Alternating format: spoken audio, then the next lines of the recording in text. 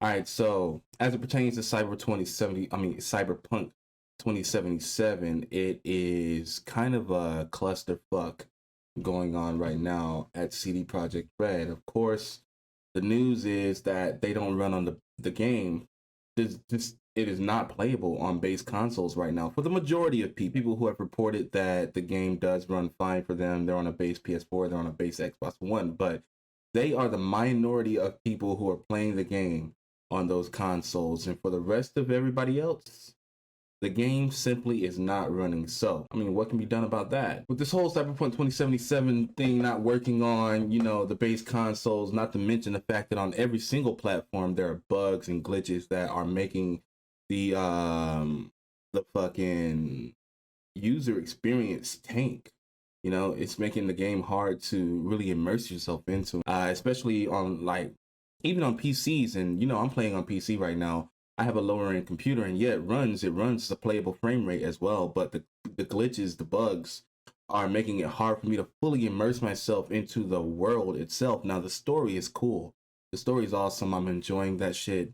But with the fact that CD Projekt Red, knowingly released these games onto base consoles with the understanding that they were not gonna run well on these consoles, like for the majority of people, but still collecting $60 from those people who wanted to play the game, who have been waiting for this game ever since it was announced back in like 2012.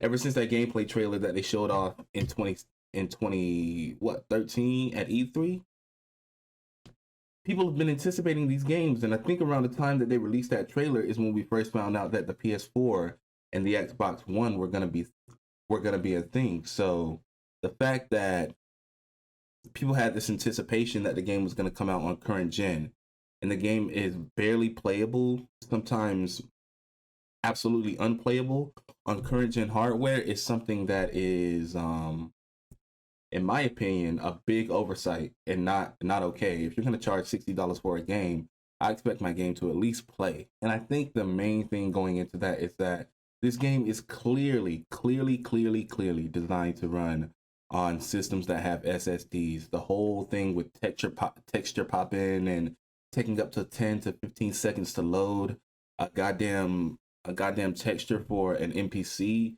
and until it loads, you see basically a walking blob of color. This game was designed to run on an SSD. This game was clearly designed for high-end PCs first, and they probably should have kept it in the oven for a few more months, because the way it is right now, it's completely unacceptable.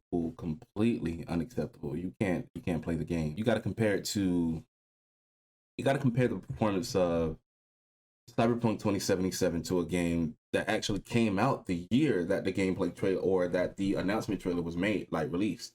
2013 is the year that GTA 5 came out, and GTA 5 has much more complex artificial intelligence as far as the NPCs goes.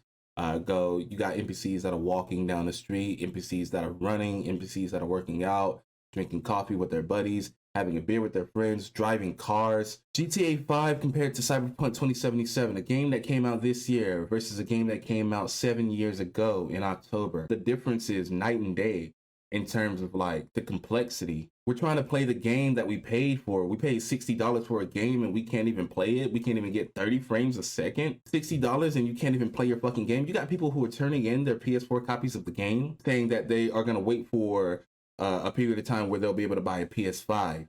Whenever the fuck they'll be able to get that, because of the fact that PS5s and Xbox Series X, they're still being bought up in droves by bots and scalped on the open market. They're stuck with their PS4s. I'm not going to say stuck with their PS4s, because I love the PS4. I still have mine. I still play mine on almost a day-to-day basis. The official PS5 version of the game is not released yet. You know what I mean? They're playing the PS4 version on a system on the PS4, or if they have a PS5, luckily, if they're lucky enough to have one, they're brute forcing the game. Shit. Thanks for the follow, Dave, man.